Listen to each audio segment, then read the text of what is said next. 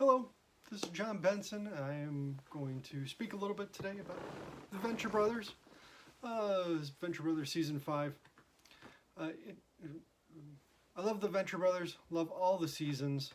Season 5 is not my favorite, and I was kind of wondering why. Why is it that it's not my favorite? And I think I figured it out after watched many times. But this time, kind of trying to figure it out for doing these videos, I think I came to this conclusion that it's not written quite as carefully as the other seasons. The other seasons, the earlier seasons, certainly take themselves a lot less seriously and are a little bit more fun to watch. By season 5 now, the Venture Brothers has been developing this world of a parody of 60s cartoons, mostly Johnny Quest, and doing their world as if the world of Johnny Quest, the cartoon, if that were real, what would it look like? How would people really act if they saw Ant-Man and whatever, and there were giant robots and all these things in the real world, and superheroes and supervillains? How would that work? And how does it work because they are so silly in cartoons? And that the supervillain will torture but never really ever kill James Bond. Why is that? And they try to make a world where that kind of makes sense, and kind of get how kind of messed up and how failed it is. But they're doing it for comic purposes. It's just fun. It's just for fun. It's funny to think of these things. And in the first seasons, they did that, and it was funny. So now for season 5, they're trying to take it a little bit further, or trying to expand maybe a little bit more into other pop cultural references, and do a little bit more with the show. Hank and Dean have graduated. They graduated at the end of season 4 in an episode called Prom. And the weird thing about season 5 is that it starts with a very Venture Halloween, which in a sense occurs before Prom.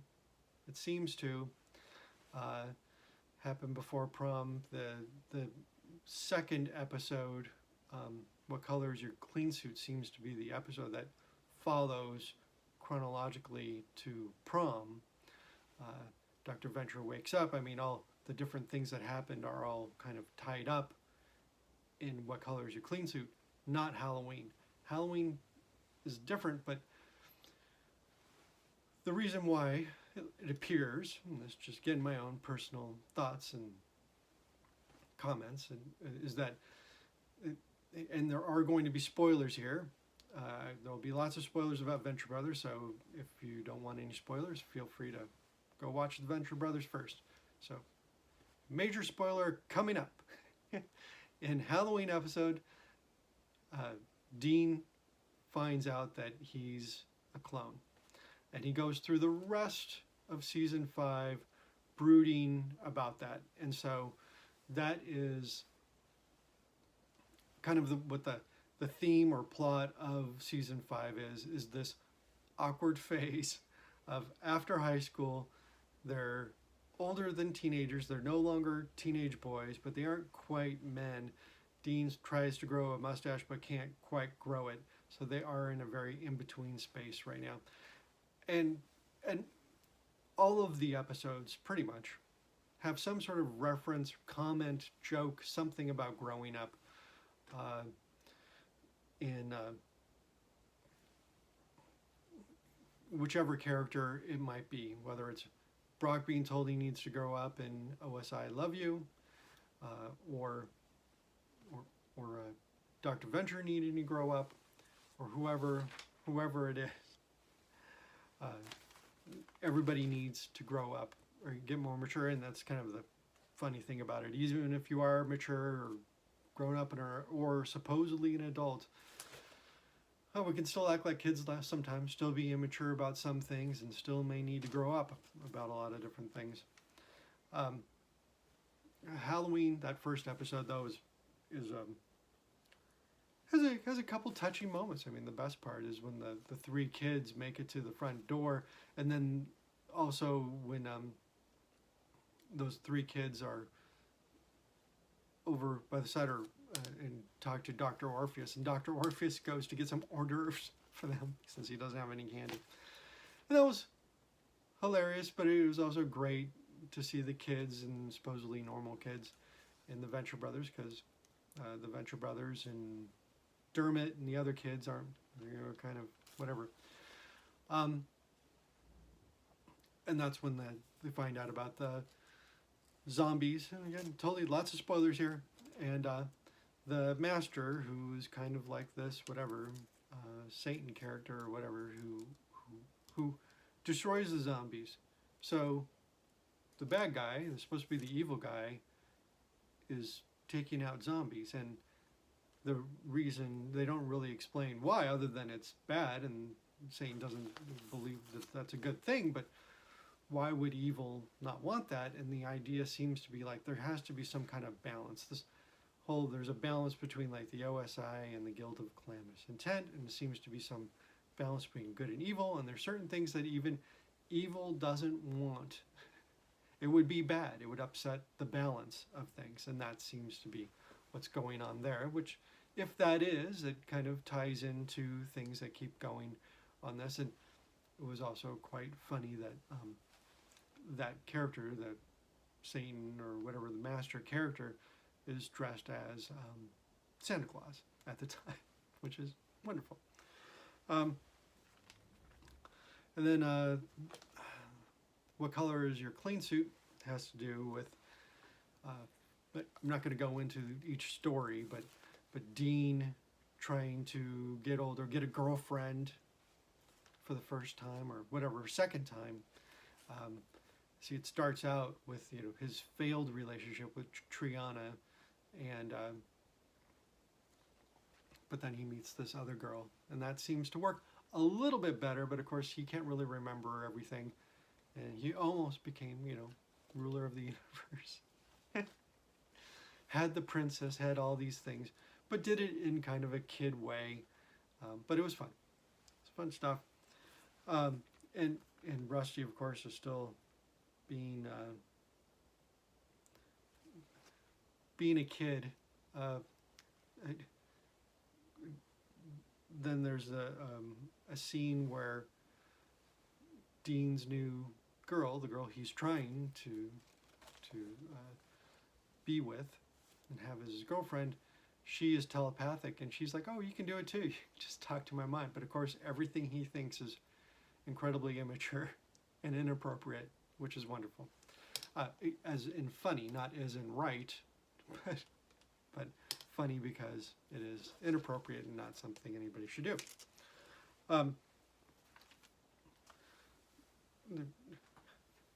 There's also this kind of thing that comes up in what color is your clean suit about what is real. Monstroso ends up being, or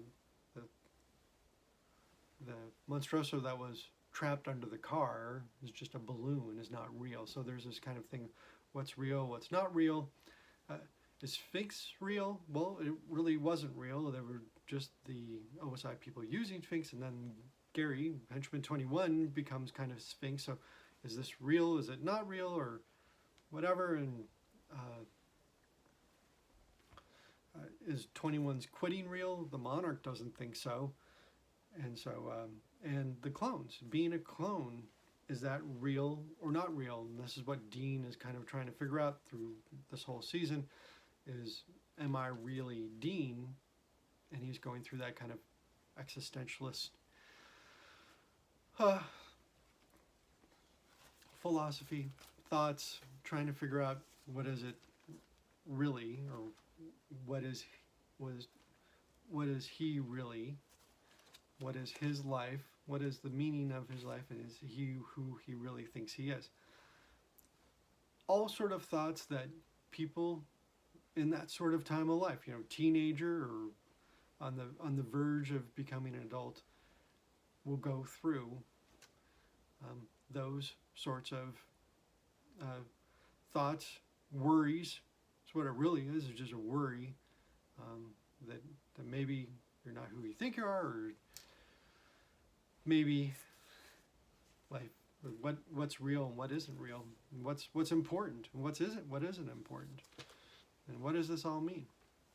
Lots of broody thoughts for Dean, and also about reality or whatever. Like, who's the good guys and who are the bad guys? Are the Sphinx, when Gathers and Brock and Shoreleave and all those people are in Sphinx, are they good guys, or the prior Sphinx good guys or bad guys? Are the OSI good guys or bad guys?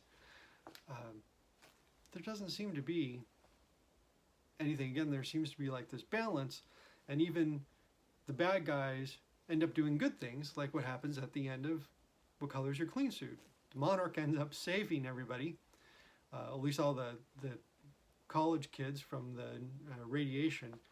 And so, who's being good and who's being bad? I mean, Dr. Venture put them in that bad place and seemingly didn't care about their physical well-being in any way.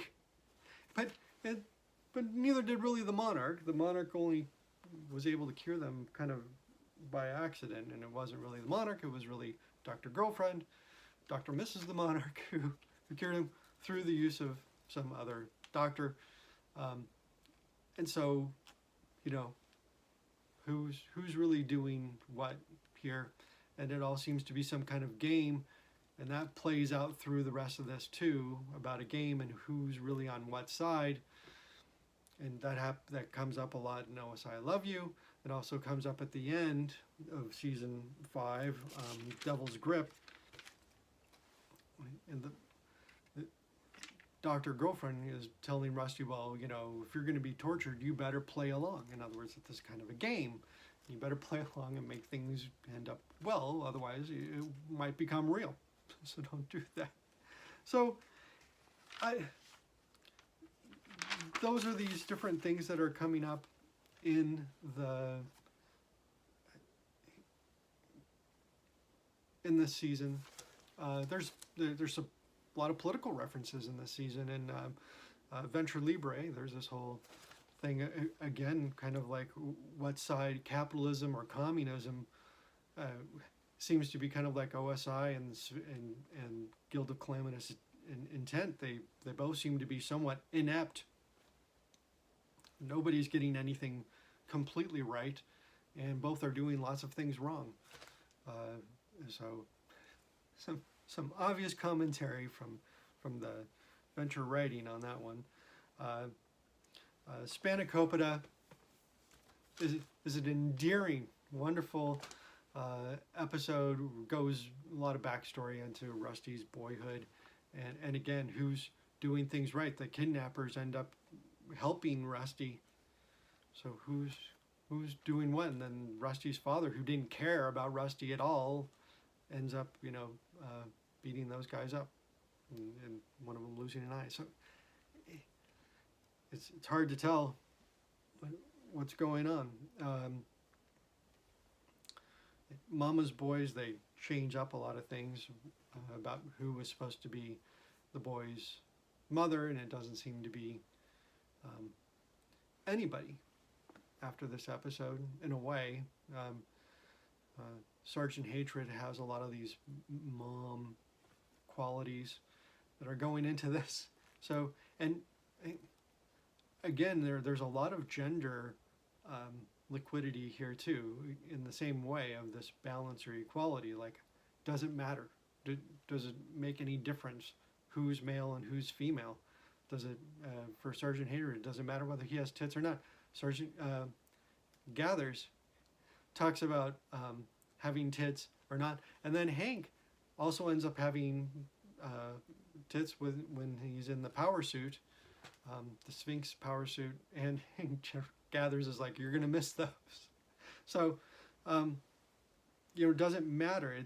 The characters don't seem to care a whole lot about who's male or female, and it doesn't seem to make a lot of difference. The um,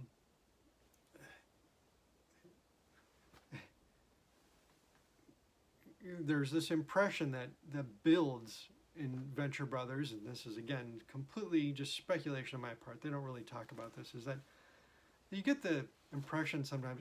I get the impression sometimes that the whole story at some point could just flip to two boys in a treehouse, and maybe a girl or a boy and a girl or whoever, doesn't really matter, genders, um, writing some comic books, and they're writing comic books, and almost all of the characters are male because they think that's the way comic books are supposed to be, because that's the way comic books in the 60s and 70s were for the most part, and that is what they are kind of parodying. So that kind of makes some sense to me, but who knows what they're really trying to do as far as that goes. It, in Mama's Boys, there's another comment about growing up, becoming a man, with 21 saying to Hank and Dermot, "Oh, if you go on this mission, you'll become men." So there's a lot of these things, a lot of these comments throughout the season. It's an awkward season. It doesn't matter. A great friend of mine pointed out, trying to figure out these themes, or trying to figure out what's going on with what, and this, the comments it's making about capitalism or communism. Who cares? Is it fun? Is it funny? Is it entertaining to watch? It is to me. I find Venture Brothers incredibly entertaining and a lot of fun to watch. I like that they point out the flaws and lots of different things, and that's what's funny. They aren't necessarily making commentary about anything. They're just having just being humorous, just writing things that are funny, and it's funny and entertaining, and that's why I watch it. So I hope you enjoyed that video. I hope it wasn't quite as awkward as it kind of felt a little bit at times. But Venture Brothers is a really fun show to watch. Hope you watch it. Have a great time. Thank you very much for watching. Have a wonderful day, week, year, everything else. Stay safe. Bye.